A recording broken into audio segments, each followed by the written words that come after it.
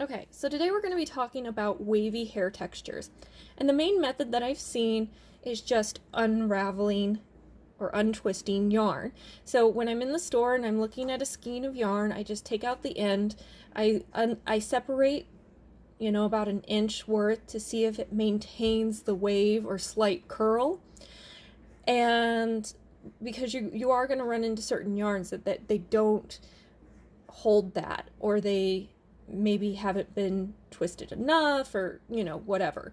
But anyways, that's how I check to make sure it's going to give me that wave. And so when you're unraveling those, the method that I've seen is you want a weight at the end of your yarn, and it makes it easier when you start to pull these apart. And I like a really tiny yarn because I feel like it gives a really nice look. And all you're doing is pulling them apart, and the weight at the end, which, I mean, you can use a lot of different things for your weight, but I like to use clothespins because they're easy to take on and off. And you're still going to have to pull and kind of work it out a little, but it'll give you a texture like this. Okay? Now, that limits your color choices. So I wanted a way to do wavy hair with embroidery floss, and this is the DMC 100% cotton, and you get a nice gentle wave, and you're gonna have a huge variety of colors. So the way that I do this, I just came up with this yesterday, is you're gonna take a plastic, this is called like a plastic canvas. I believe I found it Michael's, maybe Hobby Lobby. I don't remember if they've got these at Walmart. You might check, but this was like a really popular material when I was growing up that we would use to put yarn through, okay? And this is what everybody used to make tissue box covers out of and all kinds of stuff. So anyways, what I do is I use a yarn needle and I thread my embroidery floss, and then I just start at one end. Like I'll pull it the length to kind of get an idea, because you're obviously not going to run your entire 8.7 yards of embroidery floss that you get with each skein all the way through. But what I do is I just weave it through my canvas.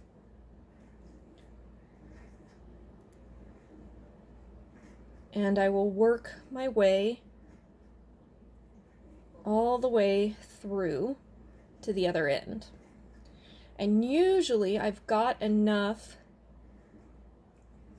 I leave it attached. I don't cut it until I'm done with my weaving. But what I'll do is I'll take it all the way to the other end and then back, and then I'll cut it and I'll start again. So you can cut your piece to whatever you like, but this one here is, let's see, I've got mine at 12 inches, okay? And I even, when I'm removing this, what I do is I cut on each end and I cut down the middle. So really you only need a 6-inch long piece if you want, because then that means that's the length that you're going to need for, say, a doll that's 3.5 inches tall. And honestly, I think it would still end up working for your taller dolls. So you really only need strands about 6 inches, in my opinion, but you can play around with it. So what I do is, once I've gotten all of mine threaded through, is I'm going to wet it, and I wet the whole material generously under the water flow, and then I dab it with paper towels and I set it out to dry. And You could dry it with a blow dryer or something else like that, whatever you wanted to do. But I can just lay mine out, and it didn't even take, it took like a few hours. But if you want, do this, lay it out overnight, and then it'll be ready in the morning. So this, if you want it really quickly, you're going to have to blow dry it. Obviously, you're not going to be putting this in the oven.